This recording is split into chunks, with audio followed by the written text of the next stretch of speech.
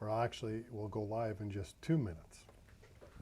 So we'll give the people a chance to get on.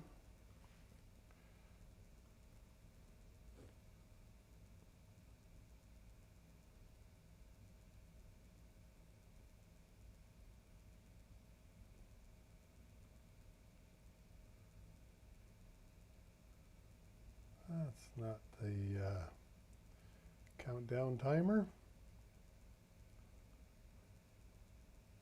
There.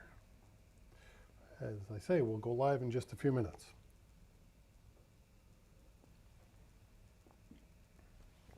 If you've joined me, say hi to me in the chat. This is likely the last time I'm going to go live simultaneously to Facebook, YouTube, and Periscope. What I think I will do in the future is go live to YouTube at 1 o'clock on Mondays and then repost the live video into my Facebook page, Safety Dawg on Facebook, and see what I can do for Periscope. All right, so this will be the last time. It's just, I think engagement would be better if I was on one platform. So that's what we're going to do. And here we go. We are now officially live. And let me just go here. And we will, there. So, Secrets of Safety Dawg. At the end of every episode, I share a secret. What are we talking about today? This September 29th is just around the corner. News, HOS, and at the end we're going to be talking about analysis. All right, so the analysis of all the different things that we can do. Let me share my screen with you. Hopefully, there we go. So the very first item, so this is the news, and again, I'll put all of this in the comments or in the show notes below. Tips for preparing drivers for roadside inspections. Let me, sorry, I'll move that over here for this one. And as you can see here, I think this is a great article on how to get your drivers to prepare for roadside inspections, because you know they're going to have one.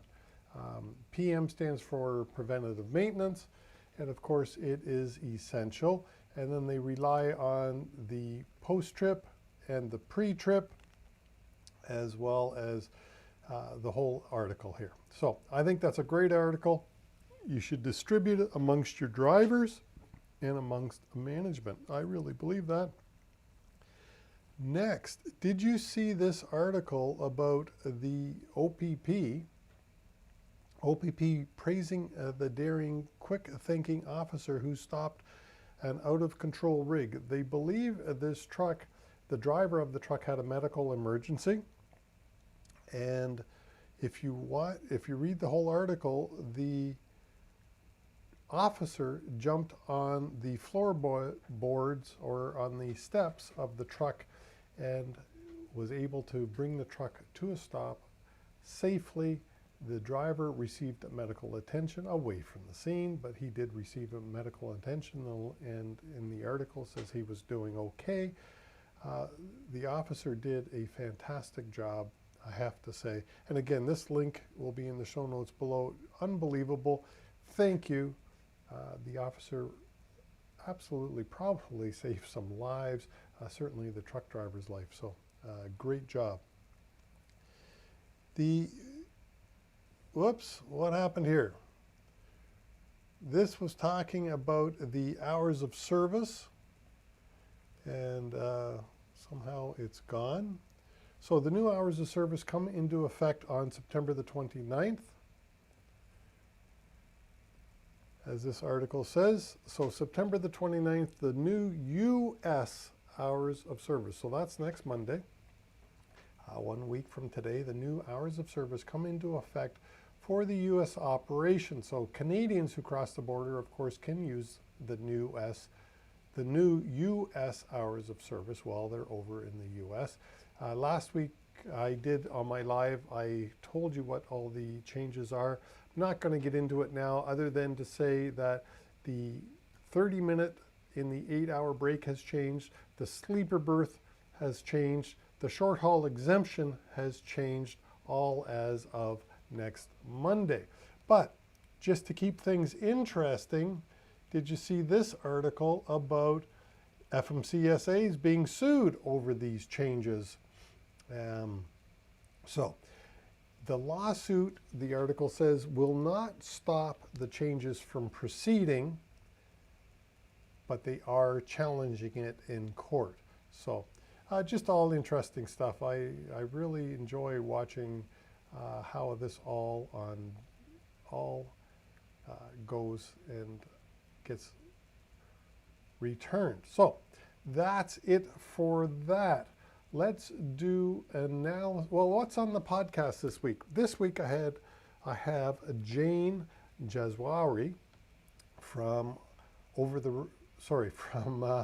Carrier's Edge.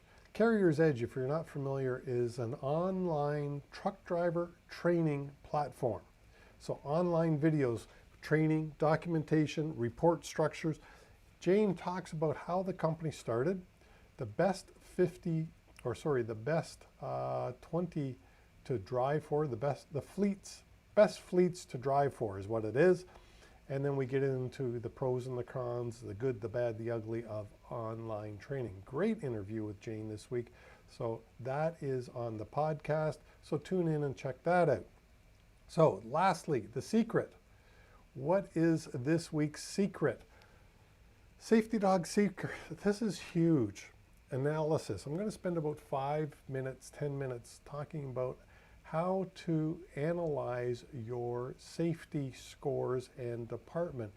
It's really important that somebody in the company is doing some sort of an analysis on your department. You probably know that the SMS, the Safety Management System, those scores are downloadable. You get them in an Excel file, and it is great for analysis. Here in Ontario, where I'm from, unfortunately, we cannot download our equivalent of the SMS scores. It comes as a PDF only. So when I do a safety analysis of safety scores, I download the SMS, and then I manually input on the same spreadsheet all the CVOR or the provincial violations. And now I've got one spreadsheet with all of the violations there and all of the drivers' names, all the different types of infractions. And this is huge now. So now I start analyzing this whole process, and I'm looking for all the different things that might be out there. All right, so before I get into all that, what am I looking for? I'm looking for common defects. And what types of defects are these? Are these driver defects in that the driver should have seen the defect when they were doing the vehicle inspection? Or are they mechanical defects in that my mechanic or my maintenance department should be picking these up? So, and it could be a combination of both. So what types of defects are they? Are they driver? Are they human error? Are they mechanical? And who's responsible? So I always think of it as a clearance light out. A clearance light, although it's a minor defect and a pain in the butt, is a defect and can be cited at roadside. And the driver certainly should have picked that up. However, something like chaffed air brake lines, that would really depend on where the chafing has taken place. And is it easily seen? Is it something that I would expect a driver to find in a vehicle inspection? If the answer to that is no, then I got to look at my maintenance department to say, okay, maintenance department, what are you doing? Why wasn't this checked up? Do I need to increase or decrease my my inspections? All right, so that's the one thing. You got to look at that. How do you do an analysis? Simply, you use Excel. If you're a Mac user like me, you can use numbers. Sheets is what Google Drive uses. I'm using a lot of Coda. And if you don't know what Coda is, it is a spreadsheet alternative, kind of. It's kind of a database and kind of a spreadsheet. I'm finding it great for doing this type of work.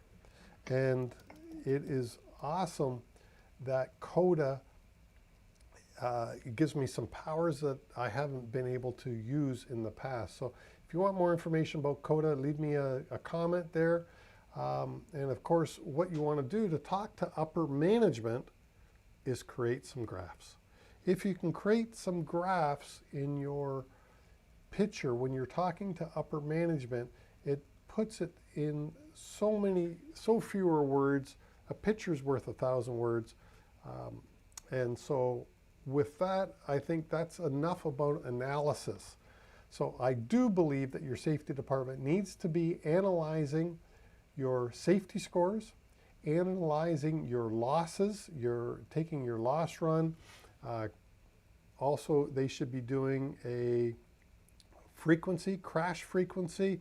They should be doing a severity. So severity is your insurance company making a profit? So for more information on any of this stuff, leave me a comment or shoot me an email. Love to hear from you. So again, the podcast this week was great, or is great. Jane from Carrier's Edge is on the podcast. She does a great job talking about how the company started, the best fleets to drive for, and the pros and the cons of online training. That's it for this week. As I say, next week I will be on YouTube only, and then I will repost to Facebook, and I'll figure out what to do with Periscope. Excuse me. So with that, for this week, what am I doing this week? Right now I'm doing a CDT program, by the way.